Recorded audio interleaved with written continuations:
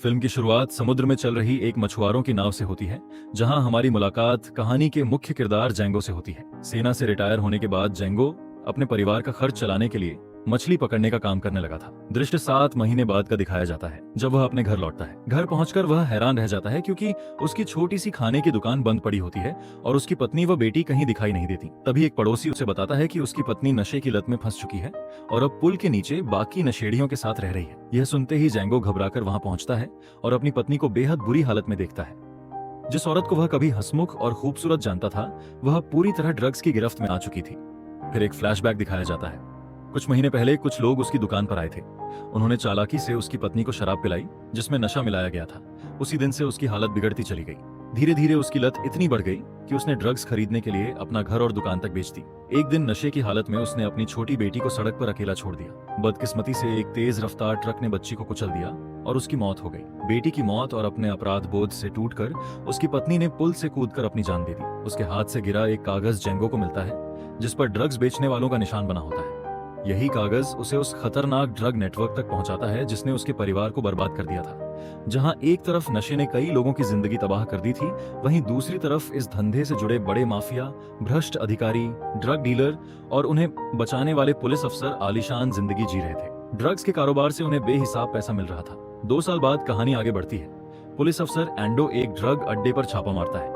वहां से बड़ी मात्रा में ड्रग्स बरामद होती है और कई डीलर पकड़े जाते हैं। लेकिन तभी एक आदमी वहां पहुंचता है और कहता है कि सब माल जब्त करने की जरूरत नहीं है, सिर्फ 2 पैकेट सबूत के लिए काफी हैं क्योंकि यह खेप शहर के सबसे बड़े ड्रग किंगपिन मुकोनो की है। एंडो नाराज तो होता है लेकिन मजबूरी में मान जाता है। इसके बाद मुकोनो का परिचय होता है। वह बीमार और बूढ़ा हो चुका है। उसका खास आदमी हेता उसे उसके लंबे समय से गायब बेटे सियांग के बारे में बताता है। हेता के अनुसार सियांग फिलीपींस की जेल में बंद है और बेहद खतरनाक अपराधी बन चुका है। मां की मौत के बाद वह सड़कों पर पला बढ़ा और कम उम्र में ही गैंग लीडर बन गया। उसने अनगिनत अपराध किए थे और लोगों में उसका डर बैठ चुका था।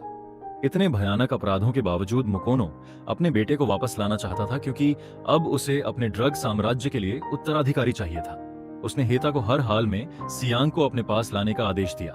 अगले दृश्य में सियांग जेल में आराम से सोता दिखता है।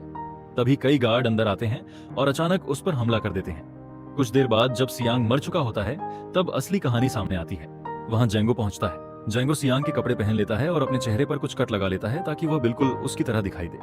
अगली सुबह वह सियांग की पहचान के साथ जेल से बाहर निकल जाता है। वह जहाज से शहर की ओर रवाना होता है, लेकिन यात्रा के दौरान पता चलता है कि जहाज के कर्मचारी असल में भाड़े के कातिल हैं, जिन्हें सियांग को मारने भेजा गया था। जेंगो सबको खत्म कर देता है। तभी एंडो वहां पहुंचता है। असल में एंडो ने ही जेंगो को सियांग बनकर मुकोनो के गैंग में घुसने के लिए तैयार किया था। एंडो चाहता था कि मुकोनो के पूरे ड्रग नेटवर्क को अंदर से खत्म किया जाए। जेंगो भी यही चाहता था क्योंकि ड्रग्स ने उसकी पत्नी और बेटी की जान ले ली थी। इसलिए एंडो उसे आदेश देता है कि वह सियांग बनकर मुकोनो का भरोसा जीते और उसके पूरे साम्राज्य को खत्म कर दे। कुछ समय बाद मुकोनो अपने भरोसेमंद साथियों के साथ दिखाई देता है। उनमें एक भ्रष्ट पुलिस कमिश्नर एनपी भी शामिल था। वे सब सियांग की वापसी का इंतजार कर रहे थे। उधर एंडो घर पहुंचता है और पता चलता है कि वह एएनपी का भतीजा है।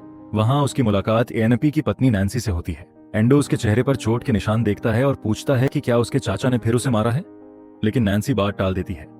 एंडो के चेहरे से साफ पता चलता है कि वह नैन्सी की बहुत परवाह करता है। कुछ देर बाद जेंगो घर पहुंचता है और सियांग की तरह पागलों जैसा व्यवहार करने लगता है।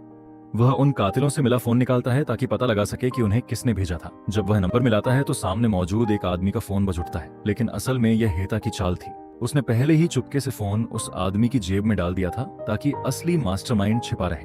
गुस्से में जेंगो उस आदमी को बुरी तरह पीटने लगता है, लेकिन तभी हेता उसे गोली मार देता है और मामला वहीं खत्म हो जाता है। उसी समय मुकोनो वहां पहुंचता है। अपने लंबे समय बाद लौटे बेटे को देखकर वह भावुक हो जाता है और जेंगो को गले लगा लेता है, लेकिन दिल से यकीन करने के बावजूद वह पूरी तरह आश्वस्त होना चाहता था। इसलिए वह चुपके से जेंगो का खून लेकर डीएनए टेस्ट के लिए भेज देता है। रात में मुकोनो एक भव्य पार्टी रखता है ताकि सियांग की वापसी का जश्न मनाया जा सके।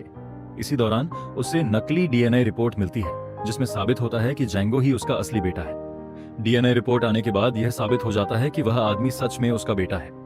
इसके बाद मुकोनो मंच पर जाता है और जेंगो को अपने लंबे समय से खोए बेटे सियांग के रूप में सबके सामने पेश करता है। वह अपना बुद्धा नेकलेस भी उसे सौंप देता है, जो इस बात का संकेत था कि अब आगे चलकर वही उसके साम्राज्य को संभालेगा। अगली सुबह जेंगो तुरंत काम में लग जाता है और अपने नकली पिता के ड्रग कारोबार को संभालना शुरू कर देता है। उसका पहला मिशन था एक ड्रग डीलर बेल को ढूंढना। जिसने कुछ हफ्ते पहले उनके गिरोह से ड्रग्स चुरा लिए थे। जैंगो अपने कुछ आदमियों को लेकर एक जर्जर और अंधेरी इमारत में पहुंचता है जहां कई गुंडे मौजूद थे। आखिरकार उसकी मुलाकात बेल से होती है।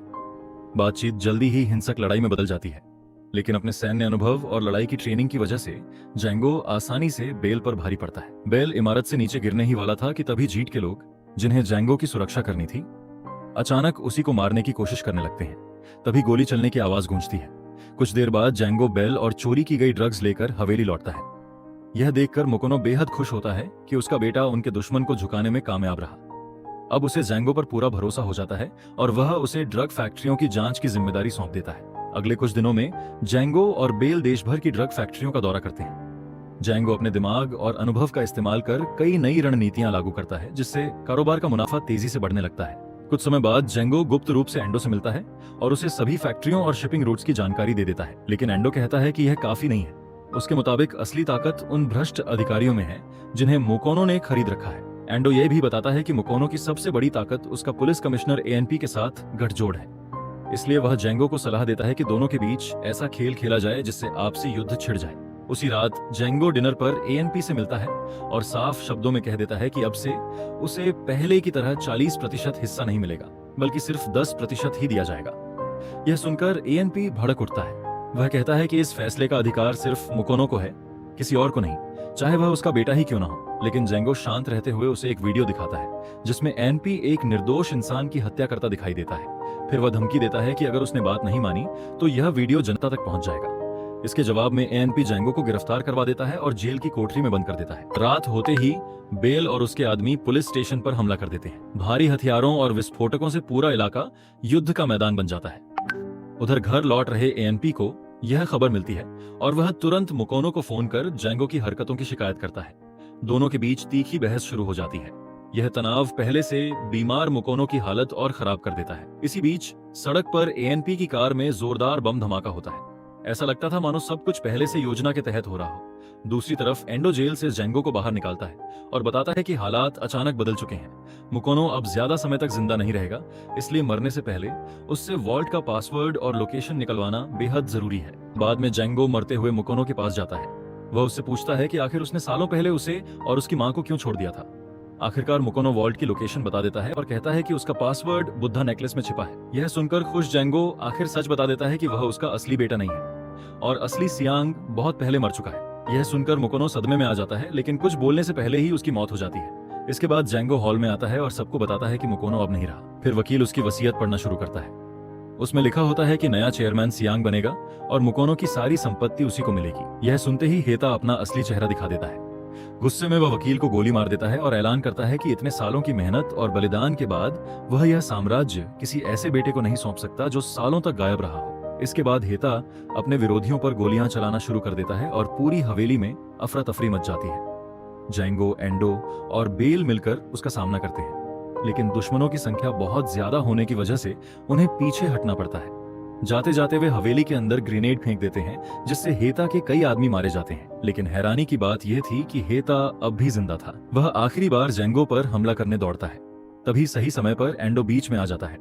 टक्कर की ताकत से पास की विशाल मूर्ति गिर पड़ती है और हेता उसके नीचे दबकर मर जाता है। सब कुछ खत्म होने के बाद जैंगो एंडो को वॉल्ट की लोकेशन बताता है और उसे वह नेकलेस दे देता है जिसमें पासवर्ड छिपा था। लेकिन जैसे ही वह ऐसा करता है, बेल अचानक जैंगो पर बंदूक तान देता है। उसी पल एंडो के चेहरे का असली रूप सामने आता है। असल में एंडो खुद भी एक भ्रष्ट पुलिस अधिकारी था। वह लंबे समय से मुकोनो के पूरे साम्राज्य पर कब्जा करना चाहता था और सही मौके का इंतजार कर रहा था। जब मुकोनो ने अपने खोए बेटे को ढूंढने के लिए उसकी मदद मांगी, तब एंडो ने इस मौके का फायदा उठाया। उसने योजना बनाई कि किसी आदमी को सियांग बनाकर मुकोनो के पास भेजा जाए। इसी दौरान उसकी मुलाकात जैंगो से हुई, जो अपने परिवार के लिए न्याय मांगते हुए पुलिस स्टेशन आया था। एंडो ने देखा कि जैंगो पहले सेना में रह चुका है और ड्रग्स ने उसकी जिंदगी बर्बाद कर दी है, इसलिए उसने उसे इस मिशन के लिए चुन लिया।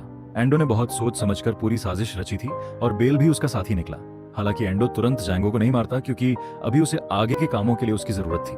फिर एंडो खुलासा करता है कि उसी ने पिछली रात एएनपी की हत्या की थी और हत्या में इस्तेमाल चाकू पर जैंगो के फिंगरप्रिंट लगा दिए थे। उसकी योजना थी कि वह जैंगो को गिरफ्तार करके खुद को हीरो साबित करे और दुनिया को दिखाए कि शहर के सबसे बड़े ड्रग किंगपिन के बेटे ने पुलिस कमिश्नर की हत्या की है। जैंगो की गिरफ्तारी के बाद एंडो मुकोनो के पूरे ड्रग नेटवर्क का पर्दाफाश करता है और शहर से ड्रग्स खत्म करने का वादा करता है। इसके बाद वह अपनी सत्ता और अधिकार का इस्तेमाल कर पूरे शहर में बड़े स्तर पर ड्रग्स के खिलाफ युद्ध शुरू कर देता है। पूरे शहर में ड्रग्स के खिलाफ अभियान शुरू हो जाता है। एंडो मुकोनो के सभी ड्रग प्रोडक्शन साइट्स को एक एक करके जलाकर खत्म कर देता है। फैक्ट्रियों में काम करने वाले कई मजदूर भी इस हिंसा में मारे जाते हैं, जिनमें ज्यादातर गरीब लोग थे जो मजबूरी में यह काम कर रहे थे। ड्रग माफिया को खत्म करने के बाद एंडो को उसके विभाग द्वारा हीरो की तरह सम्मान दिया जाता है और उसे नया पुलिस कमिश्नर बना दिया जाता है। लेकिन किसी को यह नहीं पता था कि एंडो ने पहले ही बेल को आदेश दे दिया था कि कुछ ड्रग्स छिपा कर रखे जाएं ताकि उसका गुप्त कारोबार आगे भी चलता रहे। इसके बाद एंडो मुकोनो के गुप्त वॉल्ट में पहुंचता है। यह एक ऐसा कमरा था जिसमें पूरे $2 अरब नकद रखे थे। इतनी दौलत देखकर उसकी आंखों में लालच साफ दिखाई देने लगता है और यहीं से वह अपने अगले खतरनाक प्लान की शुरुआत करता है। कुछ दिनों बाद एंडो मुकोनो के लिए एक मेमोरियल समारोह आयोजित करता है। इस कार्यक्रम ने मीडिया का खूब ध्यान खींचा, क्योंकि किसी को भी नहीं पता था कि एंडो और मुकोनो के बीच गहरा संबंध था। असल में एंडो ने मुकोनो के सभी बिजनेस पार्टनर्स को उस समारोह में बुलाया था। उसका असली इरादा था पूरे फ्यूनरल हॉल को बम से उड़ाकर सबको एक साथ खत्म कर देना, ताकि शहर का नया ड्रग लॉर्ड वही बन सके और पुलिस की ताकत भी उसी के हाथ में रहे। जल्द ही अंतिम संस्कार की रस्म शुरू हो जाती है। एंडो पास की एक इमारत से सब कुछ देख रहा था, जहां वॉल्ट भी मौजूद था। वह जेंगो को भी अपने साथ लाया था, क्योंकि वह आने वाले विस्फोट का आरोप उसी पर डालना चाहता था। उधर हॉल के अंदर नैन्सी मंच पर आती है और मेहमानों का स्वागत करती है। वह बेहद दुख भरी स्पीच देती है, लेकिन अचानक वह अपने पीछे लगा पर्दा खींच देती है। पर्दे के पीछे भारी मात्रा में ड्रग्स रखे हुए थे और उनके साथ उन लोगों की तस्वीरें लगी थीं जिनकी जिंदगी नशे ने तबाह कर दी थी। यह देखकर सब लोग दंग रह जाते हैं, लेकिन प्रतिक्रिया देने से पहले ही नैन्सी बाहर निकलकर दरवाजा लॉक कर देती है और सभी मेहमान अंदर फंस जाते हैं। कुछ देर बाद वह बेल से मिलती है और दोनों एक दूसरे को भावुक होकर गले लगाते हैं।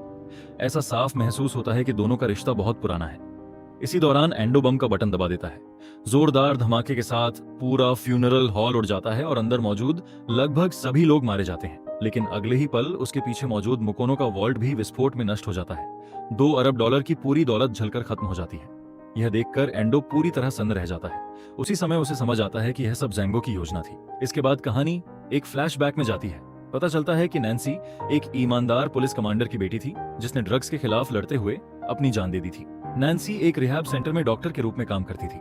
वहीं उसकी मुलाकात बेल की छोटी बहन से हुई, जो नशे की लत से जूझ रही थी। नैन्सी ने उसे बचाने की पूरी कोशिश की और आखिरकार वह लड़की ठीक होकर सेंटर से बाहर भी आ गई। लेकिन उसकी यह नई जिंदगी ज्यादा समय तक नहीं टिक सकी। वह दोबारा नशे में डूब गई और आखिरकार उसने खुदकुशी कर ली।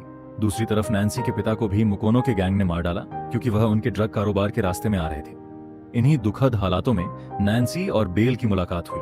दोनों अपने अपने अपनों को खो चुके थे। एक दिन वे दोनों उस पुल के नीचे पहुंचे जहां ड्रग एडिक्ट्स के परिवार बेहद दर्दनाक हालात में जी रहे थे। तभी कुछ ड्रग डीलर वहां आते हैं और गरीब लोगों से जबरदस्ती पैसे छीनने लगते हैं। नैन्सी और बेल उन्हें रोकने की कोशिश करते हैं, लेकिन वे दोनों हार जाते हैं। तभी अचानक जेंगो वहां पहुंचता है और बेरहमी से उन डीलरों की पिटाई करके सबको भगा देता है। यहीं से इन तीनों ने मिलकर फैसला किया कि वे उन लोगों से बदला लेंगे जिन्होंने ड्रग्स के जरिए हजारों परिवारों की जिंदगी बर्बाद कर दी। सबसे पहले नैन्सी ने एएनपी के करीब जाकर उससे अंदर की जानकारी निकालनी शुरू की। फिर उसने एंडो के बारे में जाना कि वह अपने चाचा से गहरी नफरत करता है। उसने इसी कमजोरी का फायदा उठाकर एंडो को भी अपने प्लान में इस्तेमाल किया। दूसरी तरफ बेल ने खुद को ड्रग डीलर की तरह पेश किया। अपने किरदार को असली दिखाने के लिए उसने खुद भी ड्रग्स लेना शुरू कर दिया। एक रेड के दौरान बेल ने जानबूझकर खुद को गिरफ्तार करवाया ताकि वह एंडो के करीब पहुंच सके। उधर जेंगो को जब पता चला कि एंडो किसी ऐसे आदमी को ढूंढ रहा है जो सियांग बन सके, तब उसने हर हाल में खुद को इस काम के लिए तैयार किया। इस तरह ये तीनों जानबूझकर एंडो के आदमी बने, लेकिन असल में हर किसी के अपने छिपे हुए मकसद थे। वर्तमान में लौटने पर एंडो उनकी चालाकी देखकर हैरान रह जाता है। उसे यकीन नहीं होता कि इतने लंबे समय तक वही इस्तेमाल होता रहा, लेकिन इसके बावजूद वह हार मानने को तैयार नहीं था। वह तुरंत अपने आदमियों को आदेश देता है कि बेल और नैन्सी को मार दिया जाए। मरने से पहले नैन्सी अपने हाथ में लगे विस्फोटक को सक्रिय कर देती है। धमाके में एंडो के लगभग सभी आदमी मारे जाते हैं। गुस्से में एंडो जेंगो को गोली मार देता है और उसे इमारत से नीचे फेंक देता है। इसके बाद एंडो खुश होने लगता है, क्योंकि उसे लगता है कि आखिरकार उसकी सारी योजनाएं सफल हो गई हैं। लेकिन तभी उसकी नजर सामने लगे टीवी पर पड़ती है। वहां पता चलता है कि कोई दूर से उनकी पूरी बातचीत रिकॉर्ड कर रहा था। असल में जेंगो के मीडिया वाले दोस्त की मदद से एंडो और जेंगो की सारी बातें लाइव टीवी पर दिखाई जा रही थी। अब पूरी दुनिया एंडो का असली चेहरा देख चुकी थी। यह सब देखने के बाद पुलिस मुख्यालय से आदेश आता है कि एंडो को तुरंत गिरफ्तार किया जाए। गिरफ्तारी से पहले एंडो अपने अतीत को याद करता है। जब उसका परिवार उसके चाचा एएनपी के घर रहने आया था, तब उसकी मां के साथ एएनपी ने गुप्त रूप से अत्याचार किया था। सबसे दर्दनाक बात यह थी कि एंडो के पिता ने सब कुछ देखकर भी चुप्पी साध ली। आखिरकार वह इस दर्द को सहन नहीं कर पाए और उन्होंने आत्महत्या कर ली। कुछ समय बाद उसकी मां भी लगातार अत्याचार सहते सहते मर गई। उस दिन के बाद एंडो की जिंदगी नरक बन गई थी। उसने तभी कसम खाई थी कि एक दिन वह अपने चाचा से बदला जरूर लेगा। इसी मकसद से वह पुलिस ऑफिसर बना, लेकिन बदले की आग में जलते जलते वह खुद भी एक राक्षस बन गया।